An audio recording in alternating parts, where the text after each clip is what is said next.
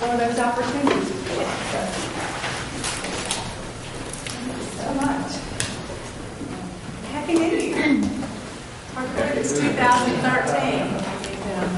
We're getting ready to move into this year and what all is ahead of us. So it's an exciting time. It's certainly been a tremendous opportunity for the Treasurer's Office for the last year. We feel like we have made an impact serving the taxpayers of the state of Mississippi, and looking forward to 2013 and what's on the horizon. So that's why today is an important day to really talk about change, financial, cultural change, where we are in the state, where we can proceed in the state, and how we can make some headway and move to the front of the line. So that in itself is exciting, and what I really want to spend some time this morning talking about is financial literacy. You all probably have heard me make those discussion points along the way during the campaign. I've talked about it as we have progressed throughout the state with different leaders, different groups. And I'll tell you, the reason I think it's so important is because we truly can make a difference in financial leadership if we start with our children. So I want to tell you, this has been done with a well-thought-out plan, a lot of input, business leaders, educational leaders, institutions of higher learning, community colleges, because it is certainly a building block, and we have to start somewhere. So let's talk a little bit about financial literacy. Everybody says, well, what's the problem? Look at these statistics. They're alarming. If you look and you think we've got 77% of all Americans living paycheck to paycheck, credit card debt is phenomenal. There's no savings that are happening across the country. 56% say we don't have a budget. We don't understand a budget, so we don't have one. And so if you look at the denominators that are present across America, it's a real issue. I truly believe if you stopped 10 young Americans and said, what do you think about the fiscal cliff? They wouldn't know what we were talking about. They don't have the knowledge base. We have done our children, our young adults, and ultimately our workforce a disservice by not teaching them financial literacy. My staff and I truly believe that's what we can do to make a difference. And everything ultimately lands and reverts to financial literacy, financial responsibility, and it certainly begins with the personal side. And that's why I think we have to talk about it now. We need to talk about it while we're talking about educational reform, because it is truly a reform time in our state to do that. If you look now at where we are in just Mississippi, just look at some of the statistics in Mississippi. 23% of our Mississippians take in, they spend a lot more money than they're actually taking in. That dynamics creates a lot of turmoil, frustration, issues across the state of Mississippi. Because then you're not saving. You are living paycheck to paycheck. You're not looking down the road for your children, grandchildren, your family members. You're not thinking about college. You're not thinking about being a part of a responsible workforce, because that's how you're living. I think it's important that we take the time and know that because this cycle is there, and you look at the number of our children that are living below poverty level, look at the number of the children that are on the free lunches. Well, that all reverts back to fiscal responsibility. We have not taught our children, we've not gotten them out of that environment, and we need to take a stand and do that. It's very tragic that we have that many children. But now's the time to break that cycle. Now's the time to make an effort to make that change. Let me just keep going a little bit and explain everything on this financial literacy issue and where we are. Currently there are only 4 states that mandate personal finance across the country. Only 4. I suggest that we be number 5. Let's be proactive. Let's be the leader. Let's change the financial culture in our state. Let's be proud. Let us be proud to say, we implemented a change for our children. We made a difference in the state of Mississippi. We're not going to be the last state to implement personal finance across our high schools. And so this is where we have an opportunity to jump in, make that change, and and be very much a force for our children. So currently we do have some levels of personal finance, but it's not mandated in our state. They are electives. Many children, of course, choose not to take personal finance.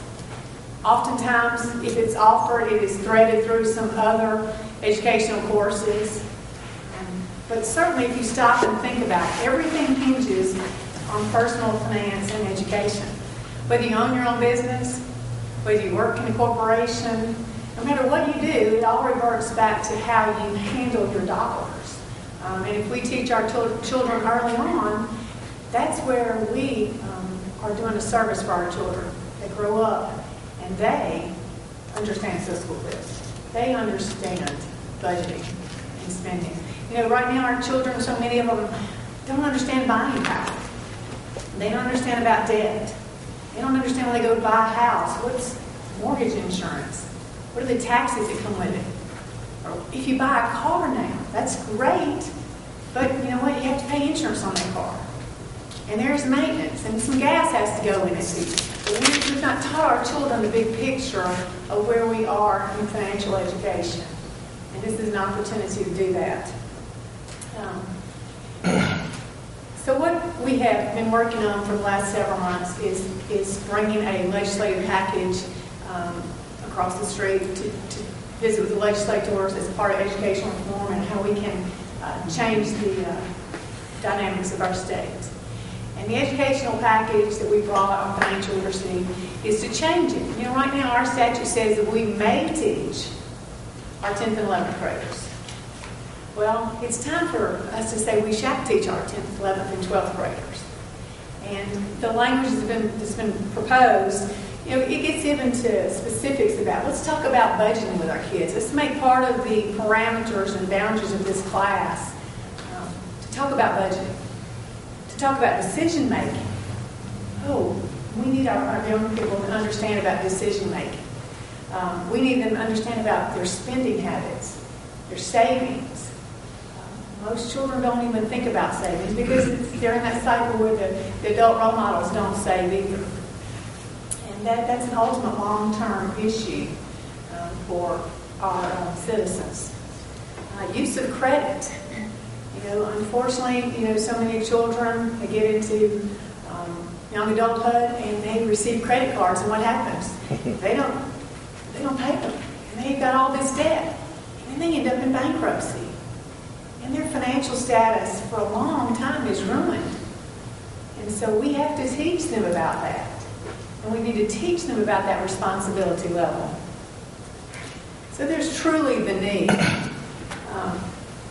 And you know, when I visit with businesses and industries, and they are excited about being a part of financial education. And it's because that's the workforce. That is ultimately our workforce. We're preparing them to be in the workforce. And if they're better stewards of their own dollars, they're certainly going to be better stewards as they enter the workforce and they work for people, or they're an entrepreneur because they understand the big picture of how they maintain their dollars, how they save, how they create a vision, how they create a personal financial plan, a strategy for themselves, maybe their family, their own budgets. But we have to start somewhere. And so this is the year. This is the turning point where we can do that. In the program, it talks about, in the bill, that we will make this a public-private partnership so that, like a couple of the other states, we could receive federal, state funding, any type of dollars, grants that could go into this program. You can see a lot of support come across the country in various states that want to do that. Because we have a lot of our leaders here across our state that say, how can we help? We want our kids to understand. I wish my children had known about some personal finance before I sent them to community colleges or into the workforce, and they didn't understand. And so this is an opportunity to change that role, take a new path for our children, include businesses, corporations, how we can be a true partnership, not just in the educational perspective, but how they can donate dollars, be it federal, state, corporate, and be a part of this team that truly changes where Mississippi is. So financial literacy kind of rolls into everything that happens across the state.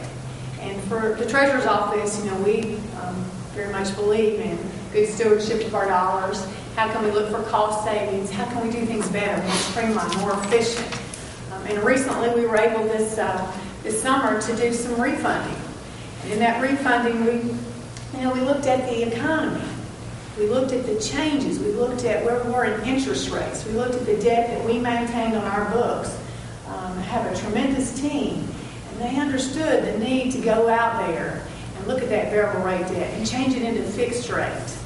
And we did.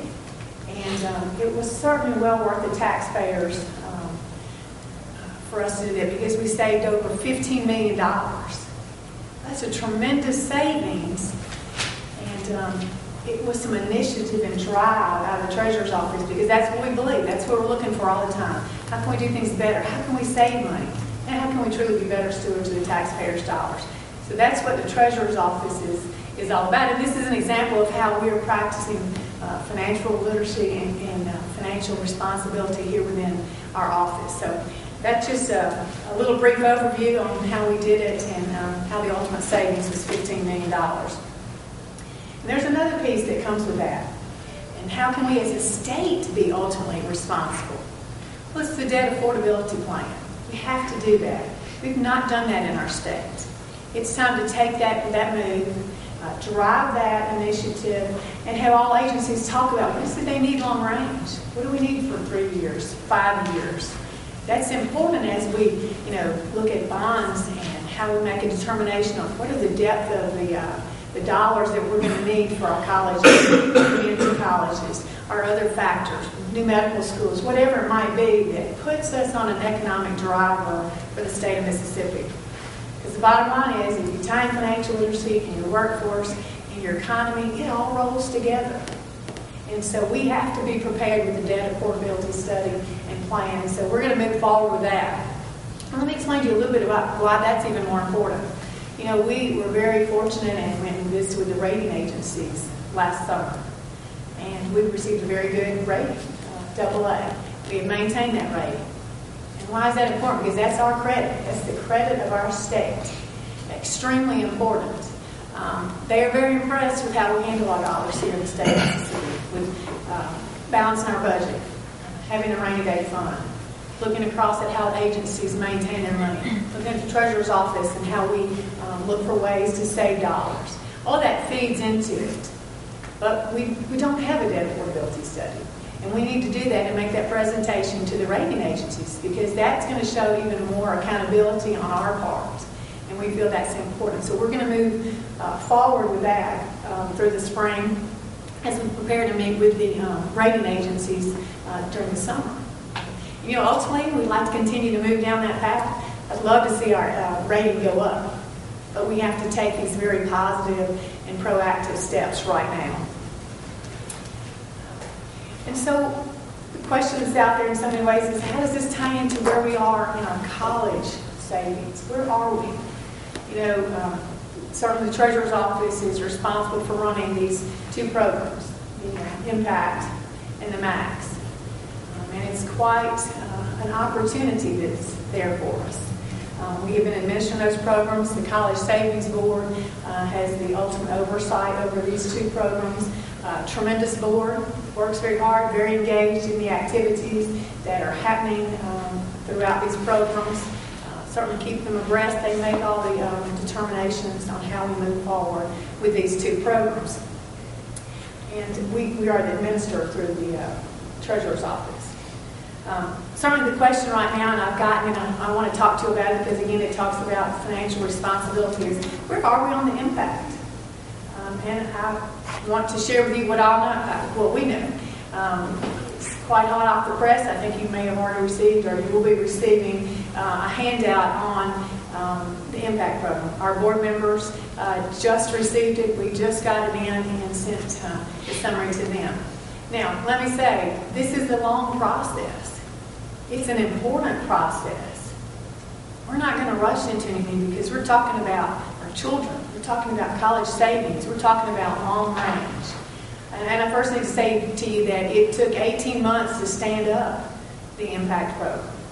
So it's not something you quickly make a decision on and turn, because it's a huge responsibility that the board takes very seriously.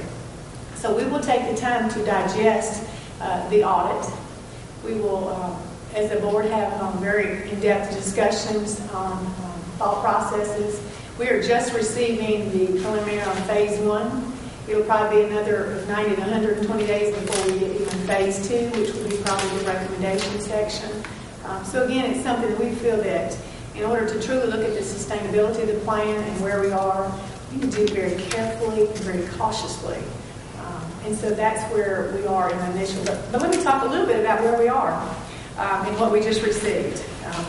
And so we, in the fall, deferred enrollment because we wanted to look at the sustainability of this plan. We wanted to make a decision on where we were and how we possibly could move forward with this plan, or if we needed to make any changes. We hired an independent audit firm, Gabriel, Roeder, Smith & Company, to come in and do an actuarial audit. And it's very different than just a truly financial audit. This is a whole different set of factors that you'll get when you're doing an actuarial audit. So phase 1 has come in and they have 12 areas of concern that they've identified in their preliminary report. None of them have to do with pricing. And I will just tell you that our current rate of assumption is 7.8%. And I think many of you, we've talked before, and I've told you historically, we've only made 4.8% over the life of this fund. Our actuary has been at 7.8%. College tuition has continued to rise, and we have a tremendous gap. And so that's why it's important that we look at the viability of this fund. And I will tell you that College Savings Board has no authority over rate increases in tuition. We strictly are the administrators of the funds that hopefully will help these children. But let's talk about that a minute. And it'll be here in your handout. But 7.8% is within the reasonable range. But at that rate, the plan is only expected to meet or exceed current assumption at 43%. It's pretty nominal considering where we are. So if we were to decrease the rate to below the median and make some changes, it's very possible that the unfunded liability would then increase to over $100 million. Currently, we would have to ask for $94 million at the moment if we were to go in and ask for immediate funding to make our fund whole. But you can see that if we change that, we would even be in more dire straits without some adjustments and some funding. They talk about in these 12 concerns. I'm just going to hit some of the high points. Feel free to read them and ask any questions. But the annual investment return experience is expected to be very volatile. And that will cause a problem as we go into the additional participation periods and as we look at pricing and ultimate solutions. There's no way to recover those losses I was just talking about. We've not come back in and fed into those gaps, and the gap has continued to increase. So we're always going to have that issue as far as a problem in the magnitude of the hole that exists there already. And there's no method in place right now for recovering lost income when you have delinquent or inactive accounts. Well, that's very important as we look at the whole picture for where we are in this college savings plan. Expense loading, we need to look at how we change our expense loading. I know a lot of this is very detailed, but again, it's just a lot of components that when you add those factors together make a difference and why the concern is there. We certainly need to change our weighted average tuition and make that the 2- and 4-year plans the same. One that's real important is the bias load. Bias load is used to measure the cost of participants' tendency to select more expensive schools. So what we have done historically in our plan, we just had a weighted average of tuition. And what has happened historically is people have selected the more costly schools. and it has caused an issue as far as where we are in our dollars. So we didn't prepare for those adjustments as Fitch was selecting more costly schools. So definitely something that has to be looked at in this program. Adjudication, they're going to recommend that we do more adjudication on a regular basis, which means we're going to change up how we look at it versus how we look at it on a grid right now, and move it to a 5-year process, where we have not historically done that. And the caveat that they will tell you in this handout that you have, which is very important, they did a tremendous job of replicating our pricing, our computation, the numbers in our program, but that doesn't lend to the fact that those are the right numbers, or that they were correct, or that that's where the pricing should have been. This is certainly a replication, but does not lend it to say that that was the appropriate numbers by which to make decisions on this plan. They also had 3 concerns in the actuary evaluation versus the pricing. Talked again about the investment mode and where we need to be for our best estimate range. Again, talked about lowering the bias load and where we should be in that experience. And then again about the matriculation of these contracts and where they land and how we've not thought through that process on the matriculation of these contracts. Again, they were able to replicate the numbers, but don't necessarily mean that those are the appropriate numbers. So if you look at the next slide, this is where, when we spoke last year, this is the one that really gets your attention. And you can see that this was some of the basis that we used to really take a look at the impact program. If you look historically, you can see where we've not had appropriate funding of this program since 2000. And that's a long time not to have adequate funding. And that has created us having an unfunded liability for the past 12 years. So this was an important factor as we moved along to that. So as we talk about who's really affected by the impact, we have 22,000 contract holders. That's a pretty small number in regard to the number of children that go to school.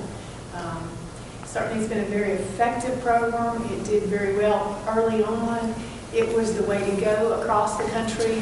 A tremendous tool to get children into schools. But at that time when it was started, we were maintaining double-digit interest earnings. And certainly we know what the economy is like now and what the financial drive is, and so we have to be very cognizant of that. But 22,000 are affected.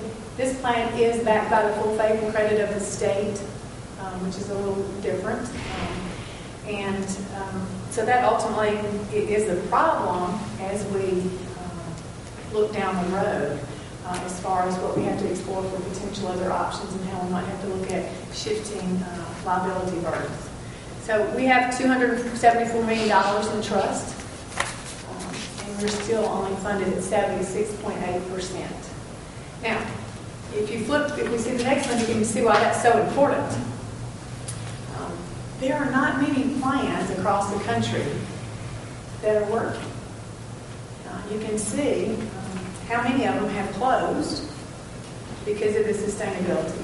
It has to do with economic and financial drivers and the problems across this country that have just affected all these college plans. So right now, there are only 3 others besides the state of Mississippi that operate as full faith and credit, full impact programs. And as you can see, the others are certainly ahead of us in funding. Over 100% in Florida, 100% in Massachusetts. And I want to talk to you a little bit about our neighbors. If you look at some of the ones that are closed, they're some of our neighboring states. Well, they're closed because they couldn't make them work. They couldn't become viable funds. Alabama, next door, had a very similar fund for their children, and they put an infusion of $500 million of capital into this program, and it didn't work. They have a class action lawsuit going on right now, They're possibly going to have to put another $800 million infusion of capital.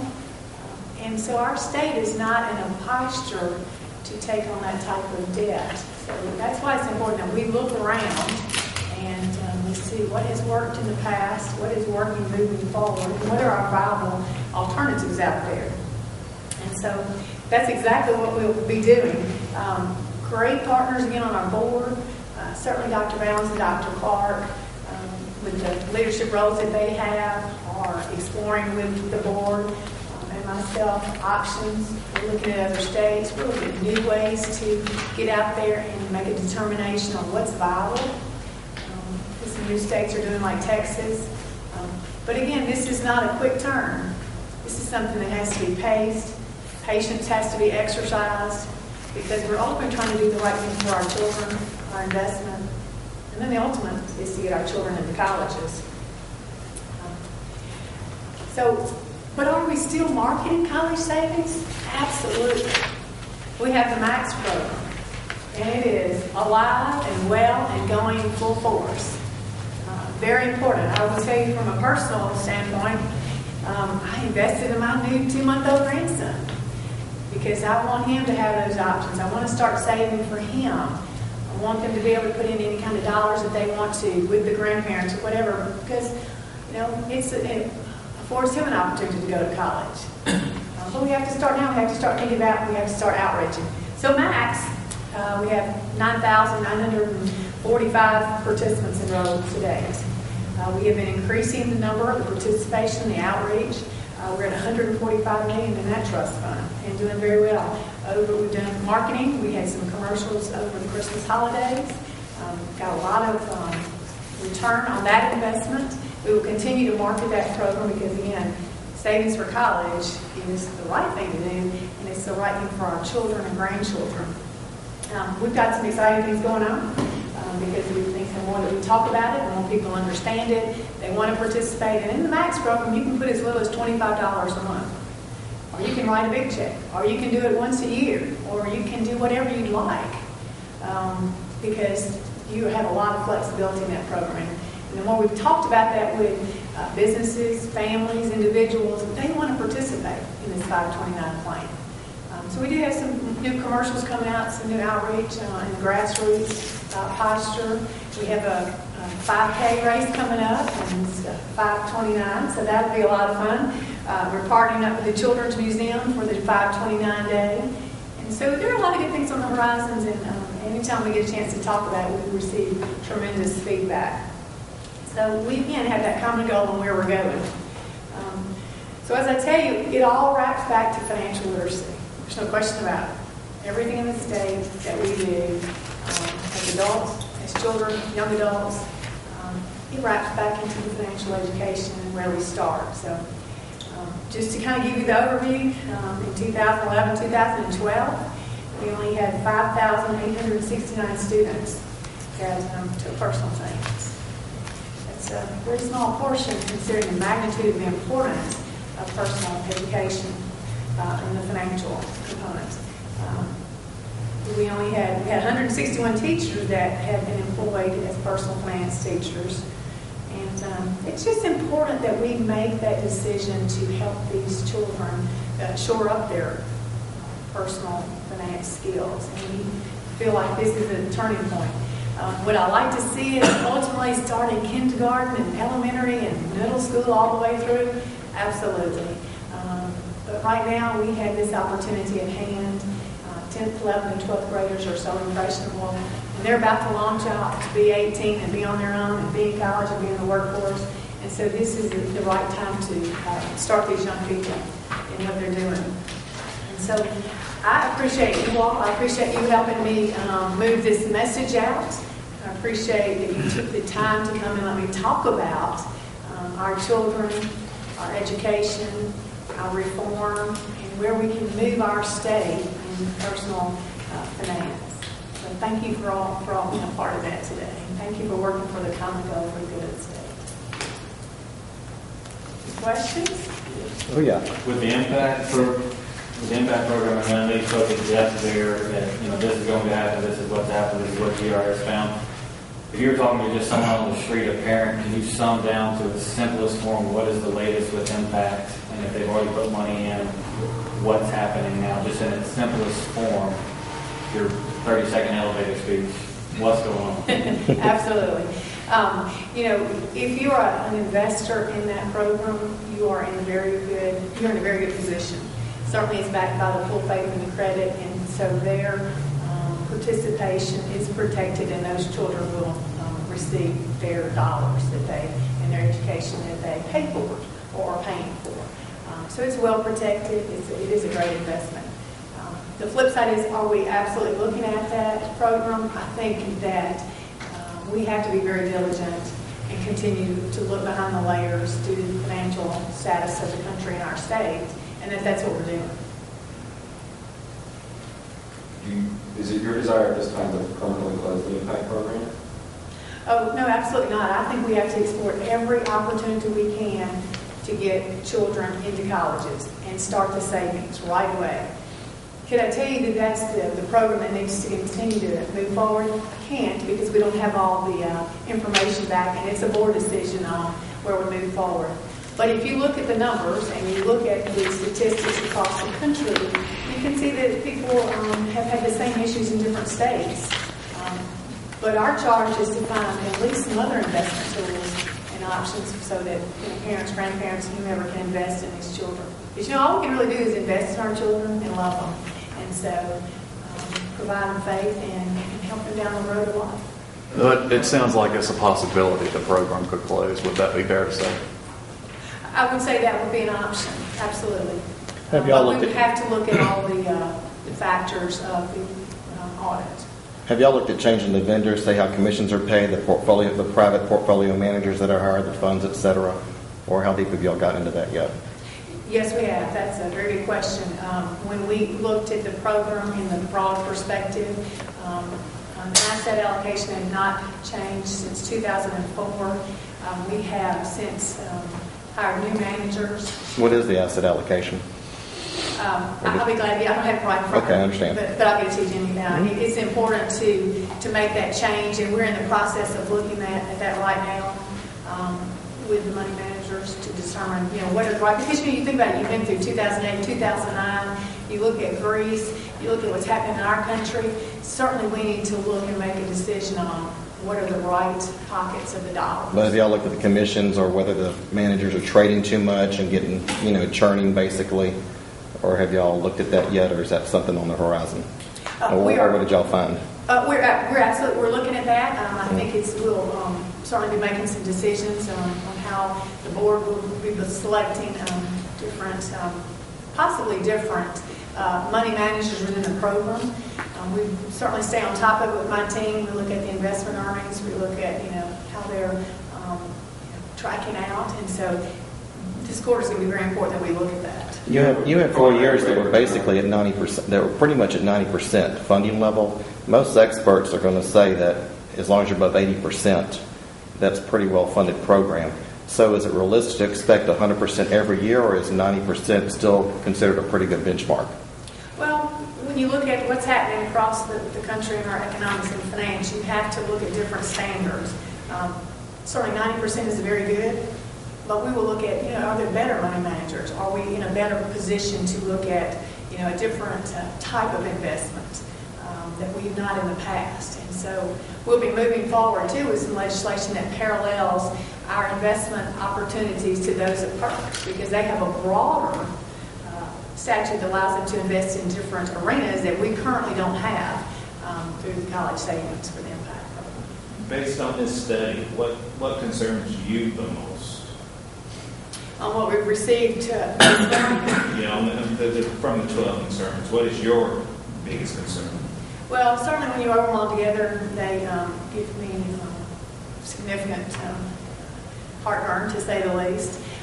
What does concern me is that the gap, and they talk about it in this preliminary executive summary, has broadened so much that you truly can't go back and make up that difference unless you restructure your funding, restructure investments, and possibly having to get an infusion. That gives me some issue. And certainly, when we talk about how we have got to change out our pricing. We've got to go back and restructure our contracts. And then if you look at how we've lost dollars based on delinquency or failure to pay, when you push all that together, we have to really stop and take a hard look at this program. Do you know what your preliminary rate of return for 2012 was in impact? Our preliminary, I mean, I know you probably haven't closed the books entirely with the since. I don't have it right here with me. You have the rate here? Do you know this? Okay. I think most of the others were around 0% or pretty close. I'm going to say, I'm going to guess I want to be right, but it wasn't very good. But 4.98% For 2012? 2012. Be purpose. What most of these recommendations seem to drive at the idea that you need to charge more for a contract. Is that a fair interpretation? I think that's very important. We'll have to look at how the contracts are repriced. Absolutely. Could people who already have purchased a contract be asked to put more in now? No, because they enter into contractual obligations that are backed by the full faith and credit of the state. But if you remove the full faith and credit, the expectation of people in the past has been, if I enroll in this, the state is behind this. When you remove that, how will that change expectation, and what will that do to the enrollment, new enrollment?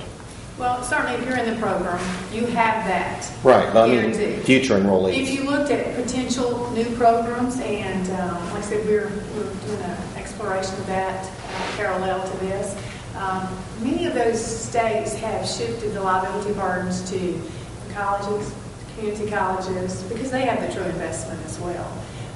And that has changed the denominator. Now, some of these states have 104%. They might have $10 billion in their college savings program. So they're at a different level of funding, and they have a broader range to be able to continue to grow their programs.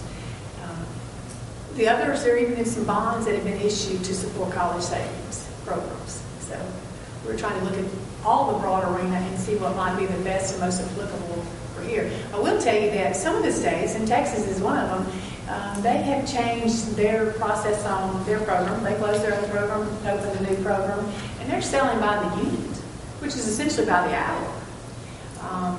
And it's honored at the universities and community colleges. What happened to their enrollment? Has it gone up or down or stayed the same? It's very new, but it's continued to go up. It's, the benchmark we've seen so far has continued to rise. Because what happens is you might not can afford early on to buy the entire tuition for a child or grandchild. But could you buy an hour here, or buy 3 hours for a Christmas present, or 2 hours for a birthday gift? Absolutely. And that's where we probably need to look at landing. How do we get more people invested in college savings?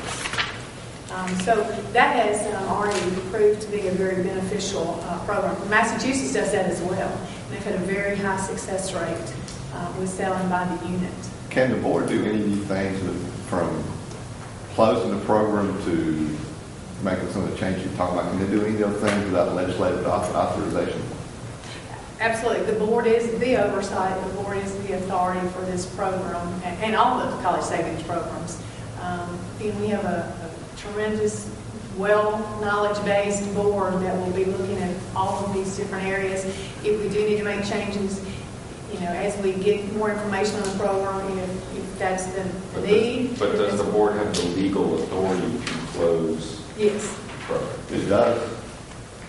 Or, so you won't need to go to the legislature? No, but because we're all in this together, we're all part of this team wanting to make sure children get to colleges.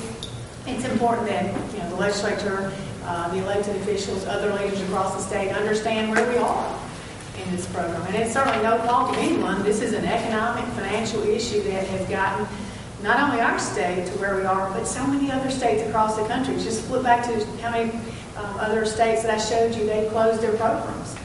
So we're not doing this not very well thought through. We are taking our time, being very cautious, and trying to move forward with the right program for our children. Are you required to offer a public or hold a public hearing before y'all would close the program, or?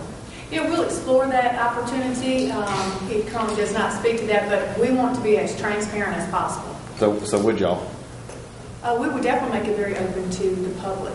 Again, Jimmy, it's, you don't have 22,000 contract holders when you have the big scheme of big children that are in college. And those 22,000 are very well protected. So you're really talking about moving forward. And we're going to want a lot of input and expertise as we do move forward. We can only take two more questions. Okay, and then we've got I've got one about the financial literacy one class. One thing in your financial literacy class, because a lot of us teachers basically aren't financial experts. Have y'all looked at suspending the education teaching certificate requirements? Say someone like a Cecil Brown, who is a certified financial planner or retired bankruptcy judge, could come in there and teach high school students about basic finance. Have y'all looked at that, or y'all going to? That will certainly be a Department of Education call, and great partner. What will happen is, just like a few years ago, economics was moved to a required semester as well, 0.5 Carnegie Unit class. They went in through the assistance of Mississippi Council on Economic Education and did a certification for those teachers and utilized that, and they will do the same for teachers to teach the children financial education. So this is the end of phase 1, and now you're moving into phase 2. What's involved in it? Well, they will continue to look throughout the numbers, offer up probably some solutions and recommendations. The board look at some options as we move forward. And so we're looking forward to phase 2. This just gave us the components of where we are and what was done in the past so that we know how to move forward. Do you think 90 to 120 days from now you can have recommendations? I think we might have the second phase in, maybe like we did today. Again, it's important that they pace themselves and do the right experience level digging and information so that we all have the correct and accurate facts to work with. Have you sent contract holders letters explaining what's going on? They've been informed, and I will tell you, I can't tell you how many contract holders that I meet say, thank you for looking out for our dollars, thank you for protecting the investment. And so that's been very refreshing and rewarding as well. Real quick, is there a cost estimate attached to the financial literacy implementation? Yes, probably around $5 million to implement financial literacy, but if you think about it, that's a very small, nominal amount to change the financial culture of our state. Would that be a recurring cost year over year? It should not, because you will begin to have all the materials that will be folded into the first phase of financial literacy, and you won't have to replenish those every time. And certainly, we will look at the electronic versions, the social media, the different ways that you can use electronic devices to play for these kids as they learn financial literacy. Thank you all very much. I appreciate it.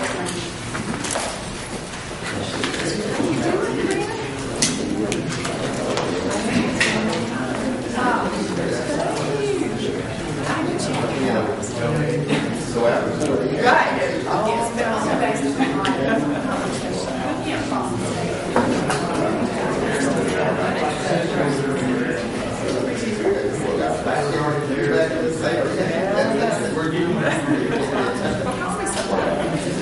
Yes, there is. Sure. Well, essentially, nothing's changed for the program still.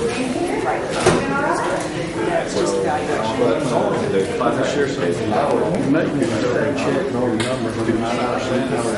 all your numbers.